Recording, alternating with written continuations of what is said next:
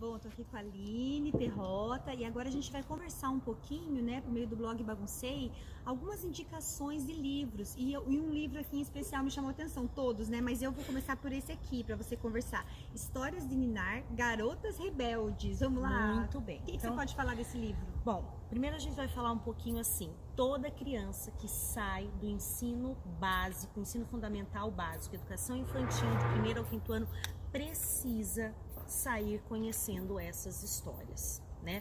Então, assim, desse livro aqui, Histórias de Ninar para Garotas Rebeldes, são 100 histórias de mulheres que revolucionaram a história do mundo. Então, olha como é importante a gente oferecer para a criança esse conhecimento dessas mulheres que lutaram e que batalharam e que fizeram história, para que a gente cultive isso nas nossas meninas, essa vontade de fazer coisas diferentes e de não ter medo. Isso. Vamos dar um exemplo de uma das mulheres. Bom, então. Aqui são as precursoras, né? Então a gente tem aqui uma história que muito me chama a atenção, é a história de uma motoqueira. Uma menina que queria se tornar motoqueira, mas ela era surda. E aí, como que a gente faz para ser uma motoqueira surda? O pai dela era motoqueiro, incentivou e hoje ela participa de campeonatos, ela é uma motoqueira. Então são histórias de mulheres precursoras nas coisas. Aqui a gente tem a primeira bailarina, nós temos a primeira mulher que cuidou de animais, os orangotangos, temos Frida Kahlo, Cora Coralina, a nossa poeta, né, que se tornou poeta e que publicou o seu primeiro livro aos 76 anos. Empoderar as meninas. Empoderar as meninas. E junto com este livro, agora, o último que saiu, é este daqui, porque os meninos também têm o direito de sonhar, né? Então, os contos para os garotos que sonham em mudar o mundo. Também fomentar isso nas crianças, nos nossos meninos. Ótimo. E o que você pode falar desse livro aqui, né? Para as crianças se reconhecerem, para as crianças se olharem. Como é que é isso? Então, na verdade, a gente precisa oferecer histórias que a criança se conheça e se reconheça. Então, você oferecer livros de histórias que trazem outras culturas, né? Porque a gente lida na sala de aula com diversas culturas, né? Então, quando você leva para dentro da sala a história de uma menina que tem um cabelo afro e que você leva uma boneca onde a criança pode inventar penteados com esse cabelo, você está oferecendo o reconhecer para aquela criança que tem esse cabelo. Então a gente precisa diversificar tudo isso para a criança conhecer e se reconhecer, e junto com isso a respeitar o outro, né? Então é através das histórias que a gente oferece para a criança o respeitar aquela que tem um cabelo crespo, aquela que tem um cabelo liso, loiro, ruivo, enfim, né? Ótimo. O que mais que se destaca para nós? Destaco aqui? também os livros com temas difíceis, né? É sempre assim, o professor tem muito medo de tocar nessas feridas, né? Então a gente acaba passando, né?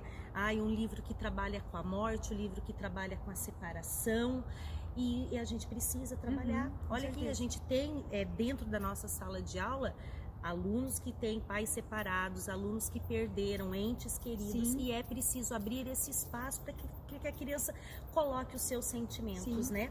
Então, a gente tem aqui, este livro, Para Onde Vamos Quando Desaparecemos. É um livro belíssimo e que trabalha essa questão da morte com muita sensibilidade, né? E rende muitas discussões. Essa é Isabel Minhoz Martins, é uma argentina que tem livros fabulosos, tá? Livros transformadores, né? Livros que fazem a gente refletir sobre a nossa essência. Então, são livros mais filosóficos, né? Aqui estamos nós. Então, quem somos nós dentro deste mundo, dentro do nosso planeta Terra? Então, você vai lendo isso daqui, você vai vendo que você é uma coisinha tão pequenininha, né? Então, é preciso oferecer livros que transformam. Livros que mostram histórias de guerra, histórias tristes. É importante a gente oferecer isso também. Porque nem tudo é bom, nem tudo é belo, nem todo dia eu vou estar sentindo prazer pela leitura. Isso daí, né? Histórias que contam histórias, que permitem ampliar a visão de mundo, a história da Malala, quem foi essa menina, olha o que essa menina contribuiu pra gente. Então, histórias que mostram outras culturas e que ampliam o nosso repertório, a nossa visão de mundo. Eu acho que todo o material que você está mostrando deixa muito claro para nós assim o quanto que as crianças são capazes, né? O quanto que eles precisam de livros bons, porque às vezes a gente acha assim, as crianças são pequenas, então eu vou contar histórias pequenas, simples e rápidas. E ao contrário, né? Eu preciso contar boas histórias. Boas histórias, eu nunca posso subestimar a capacidade interpretativa de uma criança. A gente precisa mudar um pouquinho esse conceito. Hoje nós temos uma literatura muito sofisticada. Sim. Uma literatura onde a ilustração faz parte do texto verbal, se complementa, e isso a gente precisa mostrar para nossas crianças e nunca subestimá-las. E acho que a gente já falou um pouquinho no outro vídeo, mas assim, a importância dos professores fazerem a leitura primeiro, antes, conhecerem bem a história. Com certeza. E como que você indica que eles contem essa história? Tem algum jeito de manusear o livro que você podia indicar? Porque os professores ficam preocupados, mas eles podem virar o livro para eles também, não podem? Podem. Então, Eles assim, têm que a fazer gente a sempre leitura desse material. sempre falo assim, ó, muito importante a gente primeiro nunca chamar o seu aluno para ouvir uma historinha. Agora é a hora da historinha, vamos. Não é historinha, é uma história. Sim. É uma história. Quando você fala historinha, você já está menosprezando, mostrando que aquilo é menor. Então é assim, uma história, mesmo porque o professor, para fazer aquilo ali, ele se dedicou, ele dedicou tempo, ele dedicou dinheiro, ele dedicou estudo para aquilo. Então é uma hora de ouvir histórias. Cada professor vai sentir a maneira que melhor ou atinge, vai cantar uma música, ou vai cantar sempre para chamar a atenção.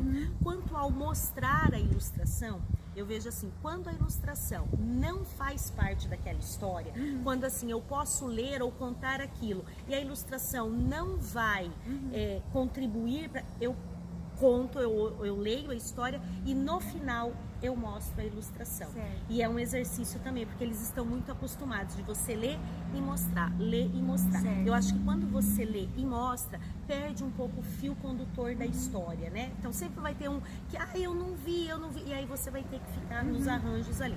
Então, leia a história primeiro e depois mostre, porque daí a ilustração faz parte de uma outra coisa, onde você vai trabalhar outro texto, o texto não verbal. Ótimo. Né? Tem mais algum pra gente destacar? Eu acho que não. Tem os clássicos, né? A gente já falou da importância da criança conhecer as obras, os originais, as obras contemporâneas. Quem são os nossos autores hoje? Ruth Rocha, Ana Maria Machado, Ziraldo, Monteiro Lobato e todos os contemporâneos agora, André Neves, Odilon Moraes, é uma gama muito grande, né? Então, mais uma vez, a importância do professor buscar. Eu acho que a gente está deixando muito claro esse papel do professor, né? A gente tem discutido muito isso. O professor, ele acaba banalizado um pouco na nossa sociedade e a gente tem mostrado via universidade, via o nosso trabalho, via formação, o lugar do professor. O trabalho intencional do professor para provocar mudanças aí no desenvolvimento das crianças, né? No processo de aprendizagem, desenvolvimento e nesse momento da nossa conversa por meio da literatura. Exatamente. Então, muito obrigada mais uma vez por todas essas dicas que a gente espera ter contribuído aí, que não são só dicas, né? Simples dicas, mas um momento de reflexão realmente do nosso trabalho para a promoção do desenvolvimento das crianças. Muito obrigada.